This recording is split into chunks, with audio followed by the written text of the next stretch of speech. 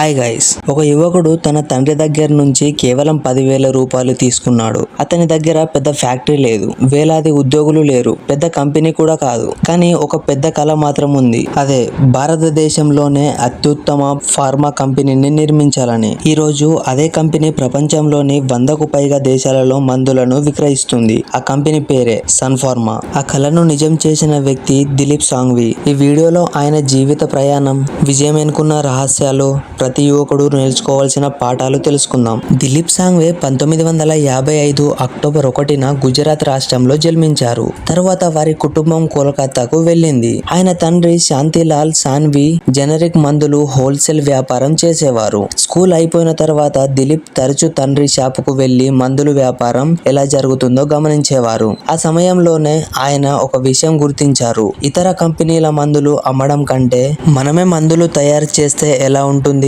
ఈ చిన్న ఆలోచనే తర్వాత భారతదేశపు అతిపెద్ద ఫార్మా కంపెనీగా మారింది. 1983లో దిలీప్ సాంఘ్వి తన తండ్రి నుంచి సుమారు 10,000 రూపాయలు పెట్టుబడి తీసుకున్నారు. ఆ డబ్బుతో సన్ ఫార్మాస్యూటికల్ ఇండస్ట్రీస్ అనే ఒక చిన్న కంపెనీ ప్రారంభించారు. ప్రారంభంలో కేవలం 5 సైకాట్రీ ఉత్పత్తులు, 2 మార్కెటింగ్ ఉద్యోగులు, గుజరాత్ లోని ఒక చిన్న తయారీ యూనిట్. ఆ సమయంలో భారత ఫార్మా మార్కెట్ లో అప్పటికే పెద్ద పెద్ద కంపెనీలు ఉండేవి. చాలా మంది ఆయనను చూసి ఇంత చిన్న కంపెనీ ఎలా నిలబడుతుంది అని అనుకున్నారు. కానీ దిలీప్ సాంఘ్వి ఒక విషయం మాత్రం నమ్మారు.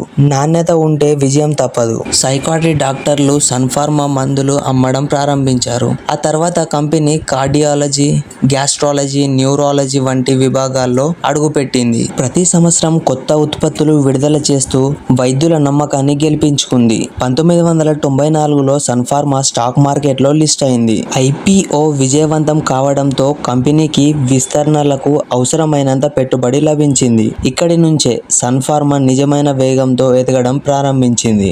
భారత మార్కెట్ లో విజయవంతం సాధించిన తర్వాత దిలీప్ సాంఘ్వి విదేశీ మార్కెట్లపై దృష్టి పెట్టారు. అమెరికా, యూరప్, జపాన్ వంటి దేశాల్లో కంపెనీలను కొనుగోలు చేయడం ప్రారంభించారు. నష్టాల్లో ఉన్న కంపెనీలను కొనుగోలు చేసి వాటిని లాభాలలోకి తీసుకురావడంలో ఆయనకు ప్రత్యేక నైపుణ్యం ఉంది. అందుకే చాలా మంది ఆయనను టేక్ ఓవర్ కింగ్ అని పిలుస్తారు. 2014లో ప్రపంచం మొత్తం ఆశ్చర్యపోయే నిర్ణయం తీసుకున్నారు. రన్బాక్సీ ల్యాబొరేటరీస్ అనే ప్రముఖ భారత ఫార్మా కంపెనీని సుమారు $4 బిలియన్ విలువ ఒప్పందంతో కొనుగోలు చేశారు. ఆ సమయంలో చాలా మంది ఇది చాలా పెద్ద రిస్క్ అని విమర్శించారు. కానీ దిలీప్ సాంఘ్వి దీన్ని భవిష్యత్తు కోసం పెట్టుబడిగా చూశారు. ఈ కొనుగోలు తర్వాత సన్ ఫార్మా భారతదేశంలో ఒక నంబర్ 1 ఫార్మా కంపెనీగా నిలిచింది. ఆయన విజయం వెనుక ఉన్న రహస్యాలు: ఒక చిన్న అవకాశాలను పెద్ద వ్యాపారంగా మార్చడం, నాణ్యత విషయంలో ఎప్పుడు రాజీ పడకపోవడం, దీర్ఘకాలికంగా ఆలోచించడం,